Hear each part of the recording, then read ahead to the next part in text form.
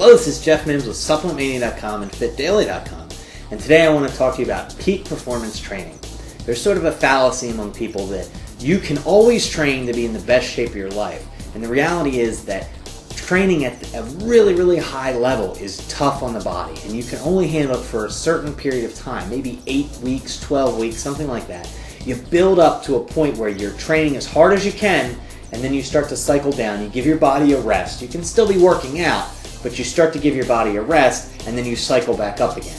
So if you're really looking for peak performance, I suggest, depending on where you're at right now, you schedule some time to start ramping up, and then put together, say, an 8 or 12 week cycle. And the end of that 12 week or 8 week cycle should be a date on which you want to achieve your peak performance. Now, I suggest you coordinate it with something like, say, you're going to participate in a triathlon. That'd be a great time to reach your peak performance. If you were going to participate in some sort of competition or athletic event where you want to be, at the top of your game. Now, you might want to coordinate it with, vacation or something. That's fine too, because that's when you're going to take a little break right after. You want to reach your peak, show it off, and then take a break. Now, that's fine. So what does that have to do with supplements? I want to tell you. That's really the only time that I recommend you take these performance supplements like creatine. Now, my favorite is still CellTech when it comes to creatine. This is not just your normal creatine monohydrate. It's several creatines blended together.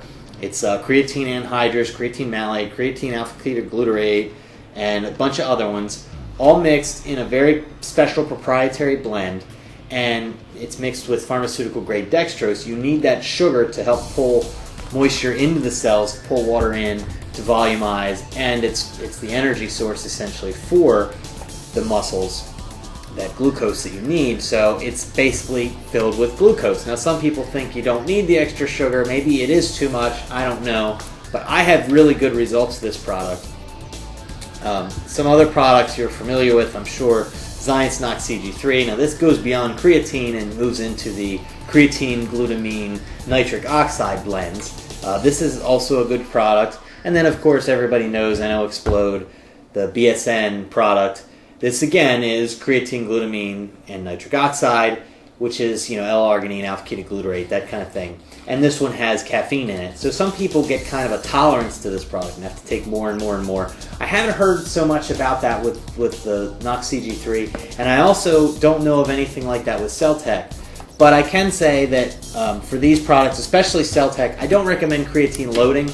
I don't think you need to do that. I think all you need is 1 scoop of this about 30 minutes to an hour before your workout, and you're going to be set.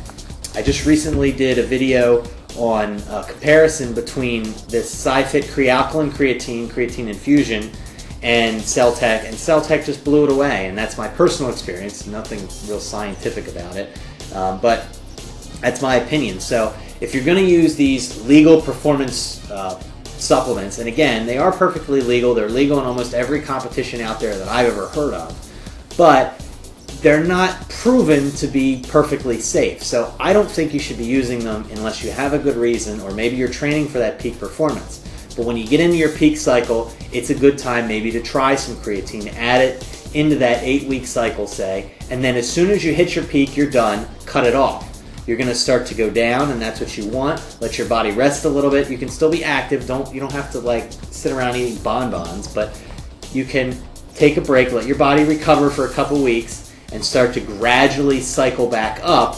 And then after, say, another 8-week cycle, down cycle, as you ramp up, then you could start back again with the creatine if you need to hit another peak. Try to schedule that peak again around some important event so that you have some motivation to keep training hard. And so that's my recommendation for peak performance. And if you're looking for supplements, you want to find the best deals, you want to compare prices and read reviews, go to SupplementMania.com and you'll find all that kind of stuff there. And I'll show you where you can get just really good deals on stuff. I'll give you some coupons. If you join my list, I have some coupons for you and some other great information. So check it out, and I'll talk to you soon.